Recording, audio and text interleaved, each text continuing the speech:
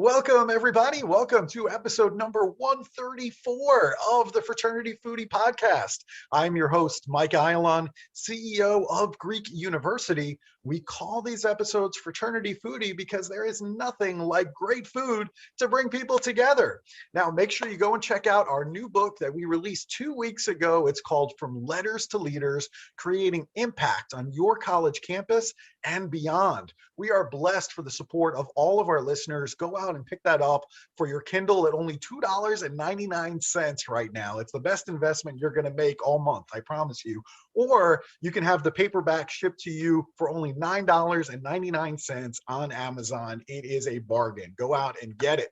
Today, we have with us Dr. Katie Nall, a late in life doctoral student. Katie Nall earned her PhD in mathematics education just before her 60th birthday while working full-time at a local community college.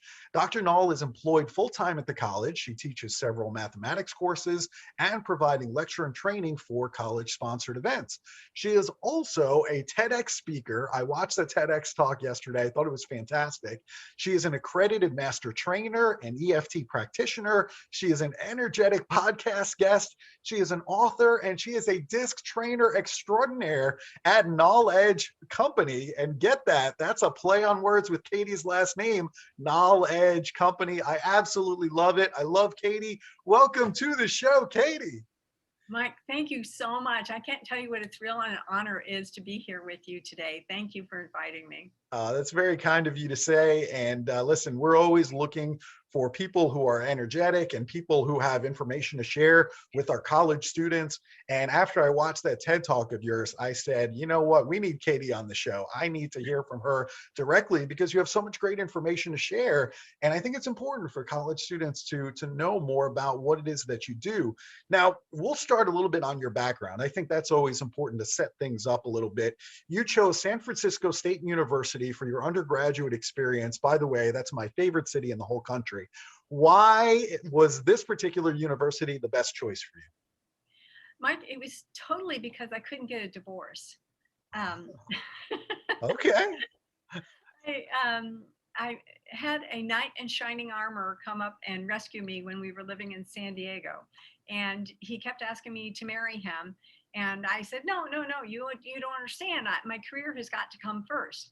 And I kept going with that. And he finally came home one day and said, you know what? If we get married, we get an extra $155 a month. And I said, well, that's interesting because he was in the Navy. And I said, well, then that sounds good. Let's go to Las Vegas this weekend and get married. But you have to understand that once we get out of the Navy and we're no longer paid, there's no reason to stay married. So we'll get a divorce. And he said, yes. So wow. That's how we got married. And then as he was ending up his service and he knew that it was his divorce time, he said, you know, the Navy will move us any place we want. And if you want to come along with me, you can. And I said, well, you know, I've always heard San Francisco would be interesting. So that's how I ended up in San Francisco State University. Good for you. What a great story. And San Francisco is just beautiful. I mean, you know, just everything about it. I mean, the food is incredible on the pier. I mean, God almighty, is that wonderful. And then everything to go and look at. I mean, everything that's close by, Napa Valley, right across the bridge. Then, of course, you know, you got Alcatraz. It's just an incredible place for me.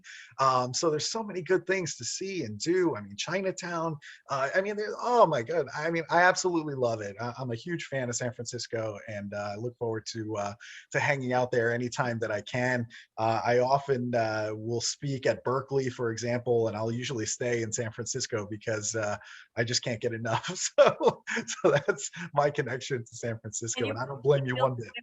I do when I go there. It's the most accepting community I've ever Yes. lived in my life. I Right. remember going to concerts, there'd be free concerts in the park, and I'd be sitting there, and right next to me would be a very giant, large person with lots of tattoos and stud things all over them, and enjoying the music. And on my other side, there would be this little old lady with white gloves and a little purse and a little hat. And we would all be sitting along and enjoying the music. And it just really is a very accepting, the vibe of the city is so healthy, I think. Yes. Anything goes. That's for sure in San Francisco. Well, not quite Key Westy, but So you are campus director at Indian River State College. Talk to us a little bit about this satellite branch that has over 5,000 students. And I'm wondering, how have you been able to establish and grow enrollment since opening in 2007? so Mike, Indian River State College is the third least expensive college in the United States. Wow. You think about all 50 states and even the state of Florida, we have over 200 colleges and universities in the state of Florida alone. You go up to places like where you're from in New York or in Boston, and you can't go a block without running into another college or university. And Sure. if you think about all of them, there are only two other colleges that are less expensive than Indian River State College. And you have to wonder, if we're so inexpensive, you kind of wonder, right? Right. But another institution looked at all the colleges across the United States that award associate's degrees, and they said of all the colleges in the United States that award associate's degrees, we have number one in terms of quality. That means that when our students start, they finish. When they finish, they get jobs in their area, and they're in sustainable jobs. 9 out of 10 of our students graduate owing no money, nothing, Wow. nada. Um, so the branch campus has been established in 1960, and I was in charge of starting a satellite site about 20 miles north of the branch campus. So we had our main campus, and then 20 miles was our branch campus, and another 20 miles was the site. I'm actually sitting in it right now. So we have a historic school building that was built in 1926. We're almost at 100 years. And we have 4 classrooms. We have, before the pandemic, we had over 700 registrations coming through this little site right here. So it's been exciting and quite a challenge to be able to grow and maintain this site here. Good for you. I love the affordability. I love that students are graduating with no debt. I mean, that is a dream. I mean, for any students that are listening right now, figure out a way to go to college with little to no debt. This is what you really want to focus on. Hindsight is always 2020, and I feel terrible because I look at the rising costs of college education today, and I'm just overwhelmed by it all. I mean, I have 2 high school kids myself, and so I'm starting to think about the cost of education right now. Well, consider Indian River State College. Yeah, absolutely. You're not kidding. I mean, that is just fantastic. You're also an accredited disc trainer. Now, I'm familiar with what that is, but explain to our audience what disc is and how can we use it to smash stress to smithereens? So it turns out I'll talk a little bit more about stress, but a lot of our stress is because we can't feel like we're communicating. And DISC, which stands for 4 types of personalities, can help us with our communication and reduce our stress. So when I give talks on DISC, and I love to do this with high school students and college students who don't know exactly what they want to do. And with 2 simple questions, I can identify the careers that, now obviously anybody can do anything they want, right? But depending on your personality, I like to help students find the career that they can wake up in the morning and say, oh my gosh, I cannot believe that they're paying me to do this job. That's the kind of thing that DISC can do, which in turn will smash stress to smithereens. I love it. That is a great way of putting it. It's also, I think, very helpful for college students, especially ones that are in student organizations, to learn how to communicate with each other. You have to know who is in your organization, and we can't treat everybody the same. I think that's the point of the exercise, is that everybody is different. They have different things that work for them in terms of communication. And I think as a leader, the more that you understand that and the more that you understand your team, the better a leader you're going to be. And so that's one of the reasons why I love DISC, and I love that you're using it the way that you're using it. I think that's fantastic. Now, the other thing that's very interesting about you is you're very into emotional freedom technique, or something that's abbreviated in the industry as EFT. It's also known as tapping. So how does this technique help to reduce anxiety? Well, Mike, it turns out Dr. Hans Seeley over 100 years ago found that there were three things that trigger distress. One is uncertainty, two is lack of information, and three is loss of control. I don't know about you, Mike, but today I'm feeling all three of them. That's right. We all are. We all are, which is part of the reason why people are feeling so stressed, and they're feeling, people are behaving like they have short tempers. I'm kind of scared to go and drive right now because people are all over the place. Emotional freedom technique is a method to be able to not just reduce but eliminate worries, anxiety, fear, frustration, lethargy, exhaustion, and stress. And if you're up for it, Mike, I would love to give you an example. Would you be a guinea pig for me? I would be a guinea pig for you. I am up for anything. You know that about me. Yes, I do. You're an amazing person. So let me ask you, in the last 24, 48 hours, has anything triggered worries, anxiety, fear, frustration, lethargy, exhaustion, or stress, or Yeah. waffles? Yes, absolutely. Yes. Okay, I'm going to ask you a whole bunch of questions. Okay. So what is it? And here's the thing, you don't have to tell me. We can just say that thing. But Mhm. if you would feel comfortable telling the audience, what was it that caused you your waffles? So in this particular case, I'm working on a very big grant with the state of Tennessee, and and there's also some federal money coming in. And to be quite honest with you, I'm having trouble getting the budget to work. And so this is causing me a lot of stress because I know what a great opportunity that would be for Wilson County in Tennessee to get this funding, but I don't know how to make the math work. I mean, the budget is just a mess, and we might have to give up on this opportunity, and that in itself is just causing me a lot of stress. Yeah. Okay. So from the top of your head to the bottom of your toes, where's that stress in your body? I mean, I can feel it in my neck. It's kind of tense. Yeah. So that's typically like where I end up just feeling a lot of it. There's a lot of stress in there. Okay. And the amount of stress that's in your neck from 0 to 10, where 0 is like, I'll be able to figure it out. And 10 is the most stress you've ever felt ever. Yeah. Where number would you give it? I mean, it's probably middle of the road. I mean, I've slept wrong a few times, and I remember that would be kind of on a 9 or a 10 scale. So I would probably say it's probably a 4 or 5. Okay. And is this a true statement? Right here, right now, I feel safe. Yes. Okay. So what we're going to do is I'm going to have you parrot me and tap on parts of your body like I'm tapping on mine. And then we're going to add words. When we add words, I'm going to ask you to repeat phrases. If I ask you to say something and you go, you know, Katie, that's not exactly true, or I wouldn't phrase it that way. Will you rephrase it in your own words for me? Okay, sure. Okay, I think we're ready to go. Okay. So what I'm going to do first of all is show you the places we're going to tap. So if you could tap along, and if your audience members tap along with us, they may experience something called borrowing benefits, and they may feel an energy shift themselves, even though they may not be stressed about getting the budget done. Very cool. All right. So on the side of your hand, between your wrist and your little finger, and it doesn't matter which hand, Mhm. you're going to tap using your other hand. So there you go. That's it. And while you're tapping, you can just think about that budget and how much stress is causing you in your neck, and kind of just breathe a little bit while you're thinking about that. And then the next spot that we're going to tap is right on the top of our head, right on the top of our head. And you can use one hand or the other, or you can do both and have your monkey move going on. The next spot, Mike, is right on the edge of the eyebrow above the nose. So make sure it's right above the nose. There you go. Yeah, right above the nose. And think about that stress in your neck. Yeah.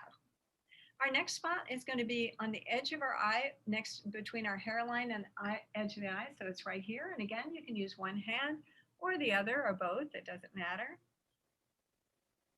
And then our next spot is where I keep all my bags because I'm ready to go at any time. So it's right under the eyes.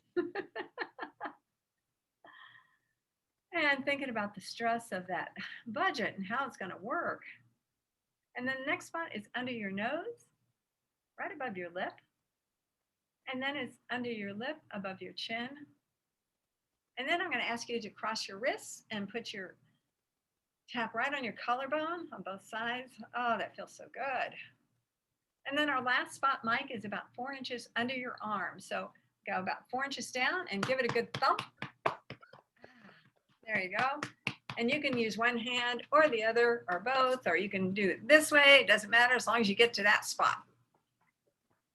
And then just kind of relax a little bit. How's the neck feel now? I don't feel any pain. I don't feel anything. Well, let's do it with words, even though you don't feel any pain. I mean, I don't feel as stressed. I don't know. There's something very comforting about that exercise. I've never done it, to be, totally transparent with you. I've never done anything like that. But I got to tell you, it felt very comforting to me. Well, let's add the words and see what else happens, shall we? Okay, sure. Okay. So we're going to start on the side of the hand and repeat after me as long as it's true, even though when I think about that budget, I don't know how it's going to work. I don't know how it's going to work. And it gives me so much stress in my neck. Right here, right now, I feel safe anyway. Right here, right now, I feel safe anyway. And then we're going to repeat the sentence 2 more times, even though I have all this stress in my neck. Just thinking about trying to make that budget work. Just thinking about making that budget work. Right here, right now, I feel safe anyway. Right here, right now, I feel safe anyway. Even though. How am I going to get that budget to work? It's just stressing my neck out so much thinking about it. Right here, right now, I feel safe anyway. Right here, right now, I feel safe anyway. And then top of your head, all this stress in my neck. Edge of the eyebrow, all this stress in my neck. Side of the eye, all this stress in my neck. Under the eye, all this stress in my neck. Under the nose, this stress is in my neck. Under the lips, so much stress in my neck. And then cross your hands on your collarbone.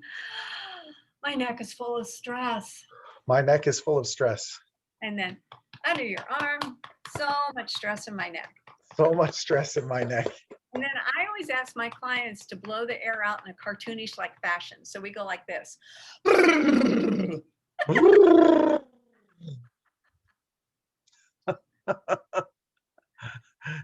I feel now? I feel great. I feel, I don't know, ready to go back to work and get that budget done. You can do it. Yeah, absolutely. I feel like I'm ready to get it done. It does release a lot of stress for me. And it's just interesting how all of that works. I've never been through an exercise like that. It's a lot of fun. And I do work with a lot of college and math students. I had one high school student who had taken the SAT once and did well, but she felt like she could do better, you and I have done that before, right? So, if I'd only tried a little harder. So she signed up for a second time, studied her butt off, just, really intensely, took it the second time, and you know what happened? Her scores went down. So she said, I know I can do this.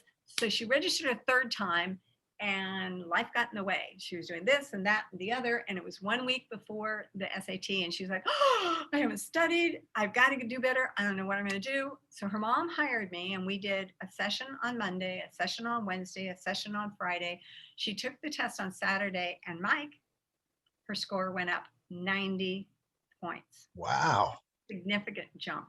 That is significant. I'm going to have to use this technique with my kids. I'm telling you, they feel stress all the time. And if I had to go to like tapping with them, this would be wonderful. Yeah. And I actually teach tapping classes for those who, I do consults, but I'm also teaching tapping via Zoom. Yeah. So if people wanted to learn it, I can do that too. That's a great technique. I mean, my kids get stressed out about all kinds of things, and you just need a tool in your toolbox to be able to use when those times come. So if they know how to do it, or you can teach them, or you can teach me, however it works, I'm all for it to have that in the toolbox. That's fantastic. And I work on all kinds of people. Our youngest granddaughter, we were visiting her 2 weeks ago, and she was mad, Mike. Oh my gosh. She was so mad she couldn't cry. All she could do is scream. Mhm. And so, it was way past her nap time, and she was screaming and screaming and screaming. And I said, well, is it okay if I tap on her? And they said, yes, you can tap, just whatever, just do something. Right. And so I started tapping on her, and I didn't get all the way through, and she was out like a light. That is so incredible. I absolutely love it. All right, I'm going to have to do some more research on this, and we're going to set up a session. This is really, really good. Now, you have a presentation out there that's called Surviving the Circus, and there are so many things that are demanding the attention of our students on campuses today. So what are some methods that students can use to stay focused while still enjoying the circus around them? Well, Michael, I figured this out when I was a full-time employee and decided to go back to school for my PhD. Mhm. Um, and I finished it in 4 years. But what happened is before I started it, and because I was a mature adult, I knew that in order for me to dedicate time to that, I was going to have to give up something else. Mhm. And so I had to look at my life and figure out, what am I going to have to give up in order to accomplish this goal? And that process brought me to define something called Create Your Fate, where I found that there's 8 facets of our life, and there's no one time when everything is in balance. So what we do is decide, what is our focus today? And based on what our focus today is, what are we going to give up to be able to focus on that? Hmm. And I think that's the biggest trick, is to understand that I can't be balanced on all 8 areas. And the 8 areas are, the first one is function. What do you do during the day? Are you a full-time student? Are you working full-time? Are you retired? Are you a speaker like Mike? The next one is foundation. What are you doing? What did you have to do to get to where you are? Or what additional education do you have to do, or apprenticeship or experience do you have to do to get to where you want to be? Next one's family, the people who got you to age 18. Next one is friends, because, family. And then we have finances. We have fitness, the 6 avenues of fitness: the way you breathe, the way you eat, the way you drink, the way you move, the way you rest, the way you think. Then there's faith. If you don't have faith in something, there's nothing to hold on to. And then the last one, which is the hardest one for me, Mike, is fun. I actually have to schedule fun in every week, or else I'll just blow right past it, because, there's things to do.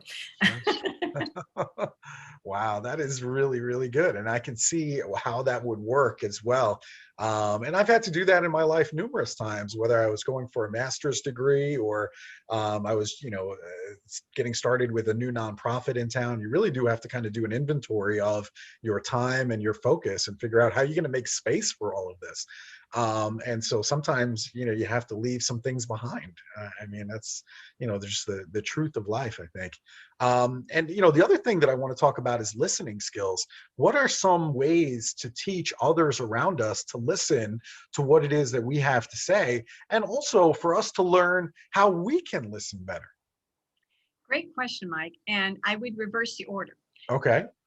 Because when we listen more, others are going to listen more to us. And how do you listen? This is a trick that I tell my audience to do, and we actually do this as an exercise. You cannot believe how hard it is for people, and people start squirming in their seats, and they're like, I can't do this. I can't do this. But I ask one, we pair up and ask one person to tell a story, and the other person has to wait until the first person is finished, and then they have to count to 3 before they can open their mouth. So hard to stop and count 1, 2, 3 before you can say anything. Because, right, when we're listening to somebody, aren't we like trying to figure out, what's the next response? What do we have to be doing next? And the one instrument that has most affected our listening skills, it was the advent of the radio. Think about it. Before the radio, it was conversation, and people weren't talking all the time, right? There were lulls. There were times where it was completely quiet sometimes, or you'd talk and you'd have a conversation and somebody would say something and you'd think about what they said and then you'd reply back. But now, because of radio, we have to have noise all the time. And so we've been trained in that. And it turns out we don't have to have it all the time. Yeah, that is so interesting. And, I think a lot of times, the silence can get a bit uncomfortable. When we're doing exercises, people will just blurt anything out to eliminate the silence, even though, they might not necessarily have a well thought out idea yet. And doesn't that happen in every meeting you've attended? Oh yeah, 100%, 100%. That is so interesting. And also, the other thing that was kind of interesting about you is that you really do a lot of work with John Randolph Price's The 40-Day Prosperity Plan. So I'm wondering, why is it that you find that to be so useful to you?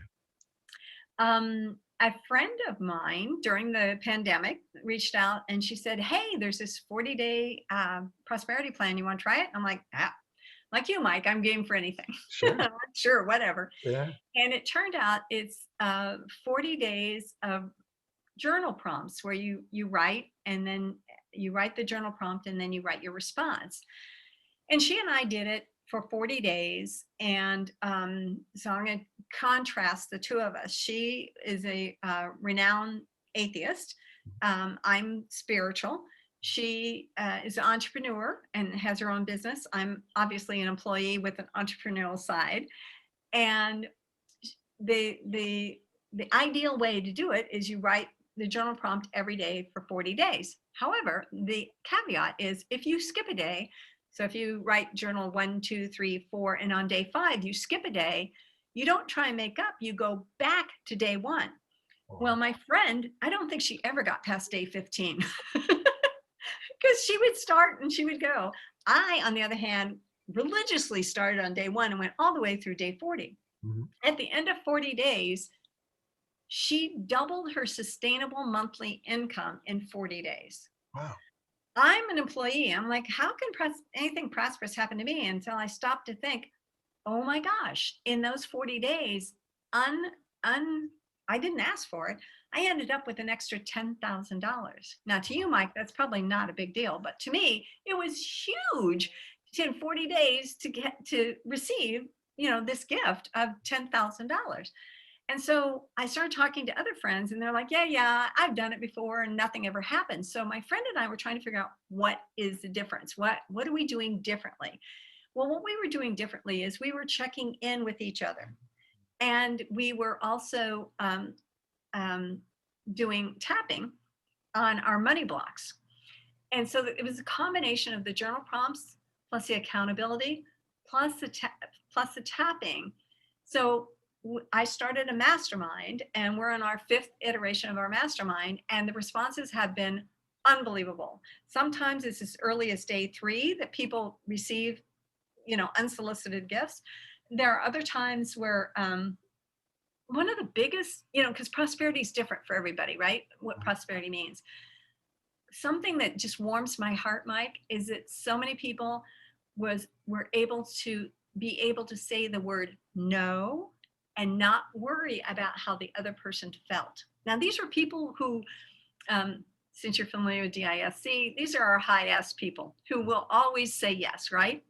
And they were able to learn to say no and not feel bad. And that was huge. We also have people who have gone so far as they're making commercials for MasterCard and getting contracts with, all the large, and name any large corporation, and they're getting speaking contracts with them. We've had people who have started new careers. It has just been, it is so far beyond what I could have ever imagined. So it is abundance and it's prosperity that is defined for each individual. Wow, that sounds amazing. I'm sure all of our listeners can use an extra $10,000 right now. So you might have a whole bunch of students that miraculously sign up for your mastermind tomorrow. That is fantastic. That is really, really good news. I love it. So let me tell you, my kids They're in high school right now. My daughter is a freshman. My son is a sophomore in high school. They are really unsure about their intended major and their possible career, which I'm sure you find to be very common. So, what do you suggest for students in high school or even students in college that are listening right now that are unsure about their current career direction? Is the answer DISC? Is the answer something in addition to DISC? How can they find their direction? So, Mike, when I have students who come to me who don't know what they want to do, first of all, I get very excited. I love those students. I would definitely start with DISC because you can kind of narrow down, Mhm. where their area of interest, where they might thrive. And then from there, there's a great Bureau of Labor Statistics and Occupational Outlook Handbook. Are you familiar with that? No, but I'd love to know Well, more. let me give you the website. All right. It's www.b for bureau, L for labor, S statistics.gov/OOH. So it's Bureau of Labor Statistics, it's government website, Occupational Outlook Handbook. All And right. then let's say that they decide that they are a high D, which is usually a leadership position, and that they're interested in sports. So maybe they might want to become an agent, sports agent. Well, in the Occupational Outlook Handbook, you can look up individual careers and they can tell you what the median salary is. So for all you non-statisticians, think of median like in a intersection where the median is right in the middle and half of the intersection is on one side and half is on the other side. So a median salary would be right in the middle, which is different than the average. So a median salary, and it also will tell you what kind of work they do during the day, how much education you need, and it also tells you their prediction. And although none of us could tell the future, I mean, I don't know about you, Mike, but I would have done something different 10 years ago if I could Sure. have. Oh, yeah. But it does predict based on the numbers that it knows. It's a government agency. It does predict how many jobs there are going to be in that area. Hmm. I had one student who said he wanted to be a forest ranger. I said, that's great. Let's look it up. And it tells us how many jobs there are in 10 years. So you take the last zero off to get how many jobs in a year, and then take that number and divide by 50 for how many jobs in an individual state. Now, I know Wyoming does not have the same number of jobs as New York. It's just an approximate. Right. But once you do that, and we did that for this particular student, and it turned out on average, the number of forest rangers that they anticipate will be hired in the next 10 years is 5 in the state of Florida. I said, that's great. And if this is your passion, you need to do this. And then you need to figure out how those 5 got their jobs, because there's more than 5 that are applying for it. So do you have to be a relative of the governor? Do you have to be born in the forest? What criteria do you have to be able to go after that? And I think the combination of that, Mike, would be really, really helpful. Wow, that is absolutely great information. That's gold right there. BLS.gov/OOH. Go and check out that resource. I absolutely love it. Thank you so much for sharing that. That's incredible. And it, And as you know, we do love good food here at Fraternity Foodie. So I need to know, you're at Vero Beach in Florida. What is your favorite restaurant in town? so confession here, I'm a vegan celiac. So that means Okay. that I eat a lot of vegetables and fruits. So my favorite restaurant here is Palados. It's run by a Colombian woman by the name of Consuelo, and she makes fabulous salads for me. And so that's my favorite place to go. That sounds delicious. I'm sure Consuelo is going to be very happy that you mentioned her restaurant on this podcast. She's going to get a whole bunch of new business, and that's what we hope happens. So that's fantastic. All right. So if our listeners want to connect with you or they want to bring you in to speak, where is the best place for them to go and to connect with you? So my email is hello@drnall.com. So it's HELLO@DRNALL.com. And I will challenge your listeners, Mike. I give my phone number out on podcasts all the time, and no one has called me yet. So they can Wow. call me. It's area code 772-226-0167. Again, that number is 772-226-0167. My website is knowledgecompany.com. That's www.nall edgeco.com. I'm on LinkedIn, I'm on Twitter, I'm on Instagram, I'm on Facebook, and I'm in Clubhouse. Wow, look at you. You're even on Clubhouse. Man, I don't even have a Clubhouse account. I I'm stuck with this Android phone and I don't even have an iPhone yet. They're going to be opening it up to Android phones. So when you need an invite, let me know. I've got a whole slew of them. Look at you, a mover and a shaker. I love it. I mean, you're the perfect guest on the Fraternity Foodie Podcast. I absolutely love it. This has been so much fun. Thank you so much for leading us through this, the tapping and the EFT. This was absolutely wonderful. I know that students all over the country are going to be checking this out. So thank you on their behalf for introducing them to something new today. I thought it was wonderful. Thank you. It was such a pleasure to be on your show. I'm so impressed. Oh, well, thank you so much. Thank you to our listeners. If you enjoyed this show with Katie, please like it. Please share it with other students on campus, maybe that are feeling anxiety or something like that, where you can help them just by sharing this podcast with them. So please share that on social media. And we look forward to seeing you on another episode of Fraternity Foodie. Bye for now.